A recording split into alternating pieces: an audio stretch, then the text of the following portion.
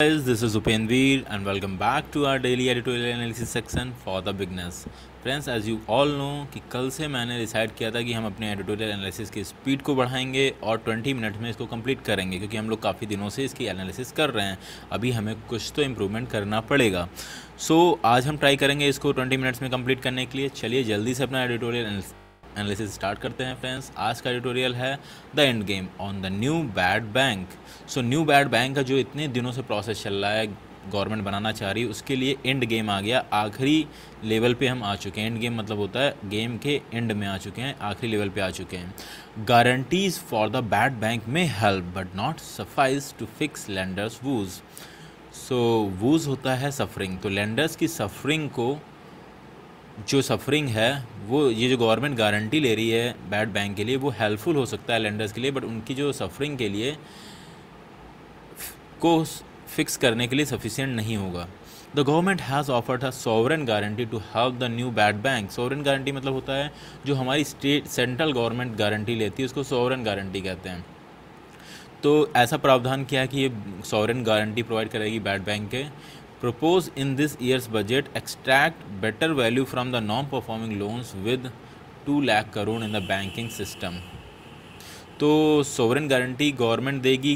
कैसी sovereign guarantee होगी ये पता नहीं, लेकिन बजट में ऐसा आ गया है। और वो क्यों है कि जो हमारा 2 लाख करोड़ का बैंकिंग सिस्टम्स के ऊपर लोन है, उसमें से कुछ वैल्यू प्रोड्यूस करने के लिए, बेटर वैल्यू प्रोड्यूस करने के लिए, बेटर वैल्यू एक्सट्रैक्ट करने के लिए। To begin with the national asset reconstruction company limited will pitch to take over toxic asset worth 90 crore that bank have already fully provided for. इसको स्टार्ट करेगी हमारी national asset reconstruction company NARCL। वो will pitch to take over toxic assets. तो वो 90 crore toxic assets को लेगी जो banks already provide कर चुकी हैं। It will offer a certain value of the two the lead bank for troubled loan of over crore and पे 15 upfront in cash. Troubled bank loans का वो 500 करोड़ वैल्यू देने को तैयार है और उसमें से 15% वो पहले ही दे देगा। The issue the balance as tradable security receipts. और इस बैलेंस को वो कैसे इशू करेगा? जो ट्रेडेबल सिक्योरिटी रिसिप्ट होगी। 500 करोड़ वो देने का वादा तो कर रहा है, अपफ्रंट नहीं दे रहा है, बट वो ट्रेडेबल सिक्योरिटी रिसिप्ट होगी कि कोई बैंक को कभी ज़रूरत पड़ जाए और यहाँ से वो पैसा अभी नहीं निकल पाया है, तो वो किसी और बैंक को रिसिप्ट बेच सकता है, ट्रेड कर सकता है कि हाँ आप उनसे पैसा ले लेना, जब वो लोग रिकवर कर लेंगे, अभी आप हमसे कुछ कुछ मार्जिन में अभी इसको ले लो। The bad bank will then rope in a separate asset manager being incorporated. Separate asset manager bad bank उस पर फिर क्या करेगा? रोप इन करेगा मतलब किसी को बांध देना, किसी को कब्जे में करना टाइप है। कि आप रोप से क्या करते हो? गाय को रोप इन करते हो, गाय को पकड़ना या रोप इन करना। The bad bank will then rope in a separate asset manager. उसके बाद बैड बैंक क्या करेगी? वो जो लोन है उसको रोप इन करेगी, उसको कब्जे में लेगी, उसके लिए सेपरेट एसेट मैनेजर इनकॉर्पोरेट करेगी, को अपॉइंट करेगी। द इंडियन डेब्ट resolution company limited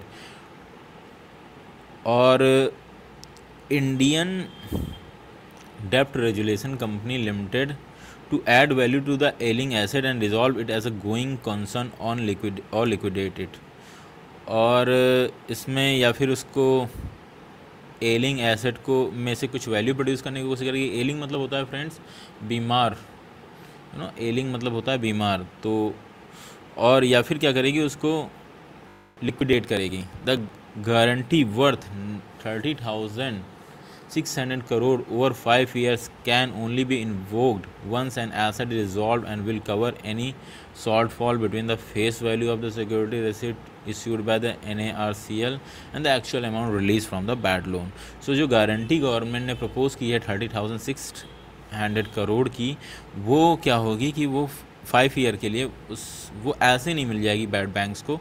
bad bank जो फेस वैल्यू जिस पे उन्होंने वो ख़रीदा है, वो जो एलिंग एसेट है उसको ख़रीदा है, एंड जो वो उससे अमाउंट प्रोड्यूस कर पा रहे हैं, अगर उसके बीच में कुछ गैप आ रहा है जिससे बैड बैंक को लॉस हो रहा है, तो वो आफ्टर डेट गवर्नमेंट उसमें इस गारंटी से पैसा पे करेगी। The guarantee fee will be increased each year as a nudge for NARCL and IDRCL to speed up regulation।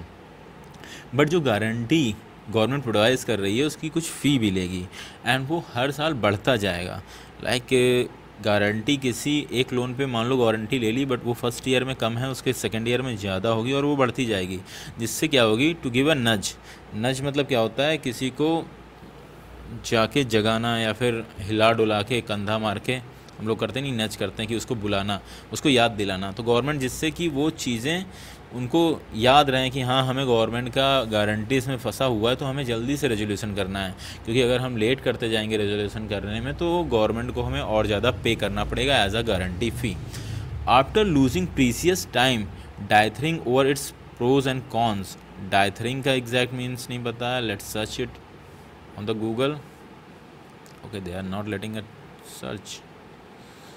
चलिए इसको सर्च करते हैं गूगल पे और मीनिंग हम लोग लास्ट में देखेंगे। As you all know over इस प्रॉज एंड कॉन्स। तो ऐसा लग रहा है कि काफ़ी गवर्नमेंट ने टाइम दे दिया है इस पर कि इसके फ़ायदे क्या हैं, नुकसान क्या है, काफ़ी टाइम गवा दिया है। The government now believes this approach will be more expeditious to fix the substantial NPAs that persist despite the existing debt recovery mechanism। तो काफ़ी टाइम देने के बाद गवर्नमेंट को अभी लग रहा है, गवर्नमेंट ये बिलीव कर रही है कि this approach will be more expeditious, ये अप्रोच ज़्यादा एक्सपेडियस होगी। एक्सपेडियस मतलब अच्छा कह सकते हैं। To fix the substantial NPAs। Substantial का मतलब भी हमें नहीं पता है, तो लेट मी सर्च इट। तो to fix the substantial NPAs को फिक्स करने के लिए ये अप्रोच ज़्यादा सही होगी, क्योंकि NPAs जो हैं परसिस्ट अभी भी एग्जिस्ट कर रहे हैं, उन्होंने अपना वजूद बनाया हुआ है डिस्पाइट हमारे पास डेप्ट रिकवरी मैकेनिज्म गवर्नमेंट एक लाई थी, उसके अलावा भी NPAs हैं। डेप्ट रिकवरी मैकेनिज्म पहले ही गवर्नमेंट ले आई थी, जैसे अपॉइंटमेंट 2015 में, उसमें कौन सी थी, इंसोलेंसी एंड बैंक्रप्सी कोड लेके आई थी, IBC कोड। उसके बाद भी NPAs परसिस्ट कर रहे हैं, तो गवर्नमेंट को अब लग रहा है कि ये तरीका ज़्यादा बेटर होगा। Terming banks high provision for legacy loan a unique opportunity. High provision for legacy loan as unique opportunity. The centre think NARCL will also help free up bank personnel to focus on filtering credit growth and spur the economy। सो इससे क्या होगा कि government के जो bank के जो officials हैं वो क्रेडिट ग्रोथ पे ध्यान देंगे, क्रेडिट ग्रोथ, एंड जिससे इस इकॉनमी में बढ़ोतरी आएगी। तो बैंक पर्सनल जो अभी NPAs पे फोकस कर रहे हैं, उनका ज़्यादा से ज़्यादा फोकस अब क्या होगा, क्रेडिट ग्रोथ पे होगा। और क्रेडिट ग्रोथ होती है तो एज़ यू ऑल नो कि हमारी इकॉनमी भी उससे बढ़ती है। To the extent that the NARCL and IDRCL management will streamline decision once a loan is taken over, instead of seeking consensus among multiple lenders as the IBC entails। So और कुछ extent तक क्या होगा कि जो हमारी NARCL और IDRCL होगी, मैनेजमेंट होगा, उनके डिसीजन स्ट्रीमलाइन होंगे, मतलब एक डिसीज़न होंगे वो दोनों लोग। जैसे कि हमारे IBC में क्या होता था कि बहुत सारे मल्टीपल लेंडर्स जो होते थे उनके डिसीजंस एक स्ट्रीमलाइन होना मुश्किल होता था, बट यहाँ पे 2 ही हैं बैड बैंक्स, इनके मैनेजमेंट के डिसीजंस होंगे स्ट्रीमलाइन होना ज़्यादा इजी होगा। I think the idea holds some way, but bank have already provided for these loans, so this is perhaps a tardy gambit and may not work in jump starting credit flows। So idea थोड़ा सा सही लगता है सुनने में कि ये work कर सकता है, ये कह रहे हैं ऐसा, but banks have already provided for these loans, so this is perhaps a tardy gambit and may not work in jump starting credit flows unless accompanied by their recapitalization। सो ये बट क्या कह रहे हैं कि bank have already provided for these loans, तो bank ने ये loan provide कर चुके हैं, तो इसके लिए रिकैपिटलाइजेशन की ज़रूरत होगी कि हमारी आगे की जो दोबारा जंप स्टार्टिंग क्रेडिट फ्लो को फिर से बढ़ाने के लिए बैंक्स को रिकैपिटलाइज करना पड़ेगा, क्योंकि उन लोगों ने लोन ऑलरेडी दे रखा है। On the likelihood of the guarantee being invoke, the finance minister has said once the asset are pulled together it is reasonable to expect that many of them will release more value than NARCL's acquisition cost. On the likelihood of the guarantee being invoked, तो जैसा लग रहा है कि guarantee invoke होगी, but finance minister had said once the assets are pulled together it is reasonable to expect that money, तो लेकिन finance minister ने कहा कि ये रीज़नेबल होगा कि NARCL जो एक्विजिशन कॉस्ट होगा उससे ज़्यादा वो पैसा वसूल लेंगी।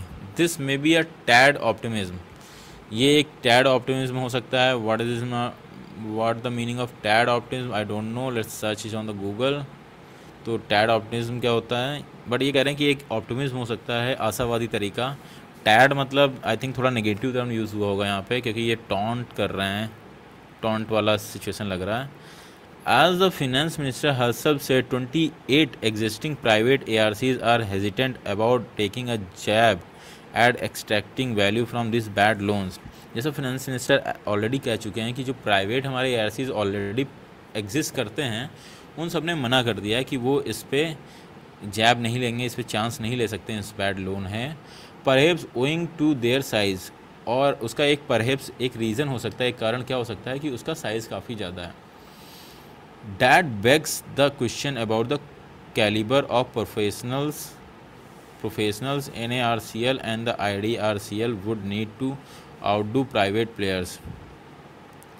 तो यहाँ पे एक क्वेश्चन आता है कि कैलिबर उनका NARCL और IDRCL के प्रोफेशनल्स का कैलिबर बहुत ज़्यादा होना चाहिए। उनका कैलिबर कितना होना चाहिए कि वो प्राइवेट प्लेयर्स को भी आउटडू कर सकें। लाइक यहाँ प्राइवेट प्लेयर्स कह रहे हैं कि हम वसूल नहीं पाएंगे, और यहाँ गवर्नमेंट के कर्मचारी तो आप जानते ही हैं, ये कह रहे हैं कि उनके अंदर इतना ज़्यादा कैलिबर होना चाहिए वो प्राइवेट कर्मचारियों को भी पीछे कर सकें। लाइक प्रोफेशनल को, कर्मचारी यहाँ पे सही नहीं होगा। The new entity's ability to get a few good man to deliver more bang for sunk capital would be critical as would structure to preempt a moral hazard that the guarantee poses. The new entity's abilities to get a few good men to deliver more bang for sunk capital would be critical. तो इसकी abilities की वो अच्छे professionals को choose कर सकें जो ये डूबे हुए कैपिटल की को डिलीवर कर सके, ये बहुत ज़रूरी है, ये काफ़ी क्रिटिकल है। As would structure to preempt a moral hazard that guarantee possess. To preempt मतलब क्या होता है, पहले से तैयार करना something, I don't know. Guarantee possess of not bothering too much about final realization value. और इस चीज़ पे ज़्यादा बॉदर नहीं हो रहा है कि फाइनली रियलाइजेशन वैल्यू क्या होगी। This self proclaimed end game of India's bad loan crisis need sustained attention for satisfactory culmination. तो ये सेल्फ प्रोक्लेम मतलब स्वतः इन्होंने कह दिया है कि खुद ही प्रोक्लेम कर दिया कि ये एंड गेम है, ये फाइनल गेम है NPS पे। ऐसा कह रहा है कि गवर्नमेंट ने खुद ही प्रोक्लेम कर रही है कि ये एंड गेम है।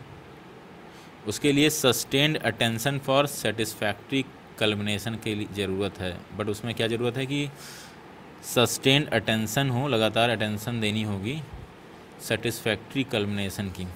कल्मिनेशन का मतलब नहीं पता है। चलिए अभी हम लोग जाके इसकी मीनिंग्स जो हमने यहाँ सर्च की सबकी नोट डाउन करते हैं एंड देन फिर हम एक बार फिर से रीडिंग करेंगे। आप लोग भी जल्दी से इसके मीनिंग्स नोट कर लीजिए। सो जैसा कि हम लोगों ने ये नोट कर लिया है मीनिंग्स, चलिए फिर से एक बार अपने पैसेज की रीडिंग स्टार्ट करते हैं। The end game on the new bad bank. तो न्यू बैड बैंक जो बन रहा था उस पर एंड गेम आ चुका है, ऐसा जैसा हमने पैसेज पढ़ा था उससे लगता है कि गवर्नमेंट कह रही कि ये एंड गेम है, ये फाइनल स्टेप है। Guarantees for the bad bank में help but not suffice to fix lenders woes. Guarantee जो होगी बैड बैंक के लिए वो हेल्पफुल हो सकती है बट सफिशिएंट नहीं होगी लेंडर्स के वूज को या फिर मिजरी कहें, मिजरीज को ख़त्म करने के लिए। The government has offered a sovereign guarantee to help the new bad bank propose in this year's budget extract better value from non performing loans worth 2 lakh crore in a banking system. तो government ने sovereign guarantee bad banks को देने की उम्मीद रखी या फिर prospect रखा है इन बजट, और कहा है कि आपको कुछ अच्छी वैल्यू निकाल के 2 लाख करोड़ जो हमारा बैंकिंग बैड लोन्स है उससे निकालना है। निकालने के लिए ऐसी गारंटी दी है कि बैड बैंक समय वर्क कर सकें। To begin with the national asset reconstruction company limited will pitch to take over toxic asset first 90,000 crore that banks has already fully provided for. So start करेंगे 90,000 करोड़ से जो हमारी NARCL लेगी बैंकों से जो जिसके लिए वो काफ़ी फुली प्रोवाइडेड हैं। It will offer a certain value to the lead bank for trouble loans of over 500 crore. और ये जो हमारी NARCL है वो लीड बैंक को 500 करोड़ सर्टेन वैल्यू 500 करोड़ का सर्टेन वैल्यू मतलब कितना कुछ वैल्यू वो लीड बैंक्स को प्रोवाइड करेगी और 15% अपफ्रंट इन कैश देगी।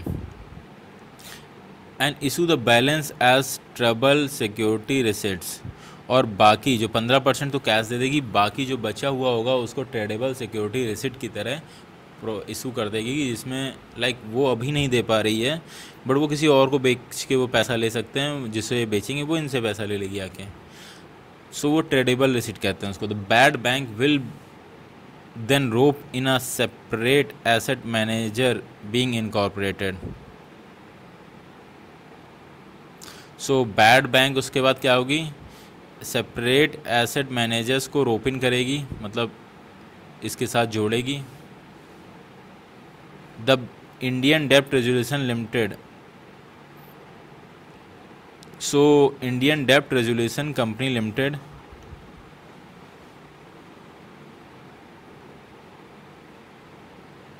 To add value to the एलिंग assets, तो इसके साथ वो क्या रोप इन करेगी, किसको बांध के रखेगी या फिर किसको जोड़ेगी, IDRCL को जोड़ेगी, जिससे वो कुछ वैल्यू ऐड कर सके एलिंग मतलब बीमार या फिर ख़राब हो चुकी एसेट्स का। And resolve it as a going concern और लिक्विडेट इट, और इसकी जो एसेट्स को रिजॉल्व करेगी, जैसे कंसर्न उसमें चल रहा है उस कंसर्न को रिजॉल्व करेगी या फिर क्या करेगी उसको लिक्विडेट कर देगी, बेच देगी।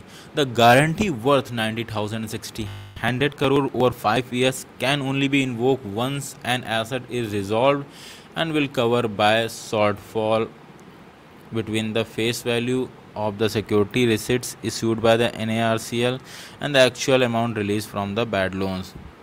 तो ये जो 30,600 जो करोड़ 5 years में हमें एज अ गारंटी मिला है, इसको कब इन्वोक कर सकती है, इसको तब इंक्लूड कर सकती है जब वो जो उसने प्रीमियम अमाउंट दिया था बट जो उसको बैड बैंक की वैल्यू को लिक्विडेट करने में, बैड एसेट को लिक्विडेट करने में फ़र्क आ जाए। लाइक उन्होंने बेचा 500 करोड़ में था, ख़रीदा था और उनको 400 करोड़ ही मिले, तो 100 करोड़ क्या होगी वो गारंटी से लिया जाएगा, वो बाद में। The guarantee fee we will increase each year as a nudge for NARCL and IDRCL to speed up resolution. Nudge बार बार आता है फ्रेंड्स, अभी उसका मीनिंग हमें क्लियर समझ आ गया कि उसको किसी को हिलाना डुलाना, जिससे कि उनको याद दिलाना कि NARCL और IDRCL को याद दिलाना कि आप जल्दी से जल्दी इस मैटर को रिजॉल्व करो, क्योंकि अगर आप स्लो करोगे तो आपकी जो गारंटी फ़ी है वो लगातार हर साल बढ़ती जाएगी। After losing precious time dithering over its pros and cons, government now believes this approach will be more expeditious to fix the substantial NPS। तो डाइथरिंग मतलब होता है टाल मटोल या फिर इनडेसिसिव।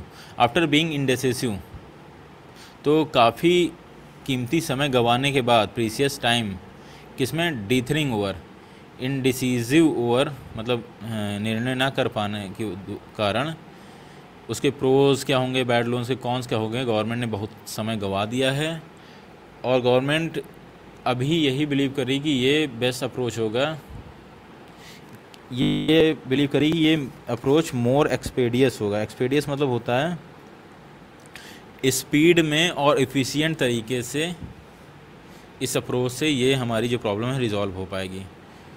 To fix the substantial NPAs, substantial NPAs जो लगातार हमारे एनपीएस बने हुए हैं उनको फिक्स करने के लिए ये एक्सपेडियस अप्रोच हो गई। ओके, सब्सटेंशियल मतलब होता है कंसीडरेबल या फिर काफ़ी अच्छी मात्रा में, कंसीडरेबल अमाउंट ऑफ एनपीएस जो काफ़ी अच्छी मात्रा में एनपीएस हैं उनको रिजॉल्व करने के लिए ये बेस्ट और फास्टेस्ट तरीका और एफिशिएंट तरीका होगा। और ये कह रहे हैं वो एनपीएस डैट परसिस्ट जो बने रहें डिस्पाइट द एग्जिस्टिंग, जिनका जो लगातार बने रहें परसिस्ट रहें डिस्पाइट द एग्जिस्टिंग, डिस्पाइट एक मैकेनिज्म हमारी एग्जिस्ट करती है जो गवर्नमेंट लेके आई थी जिसमें था इंसॉल्वेंसी एंड बैंकरप्सी कोड, जिसमें इंसॉल्वेंसी एंड बैंकरप्सी कोड का यूज़ करना था। Terming banks high provisions for legacy loan a unique opportunity,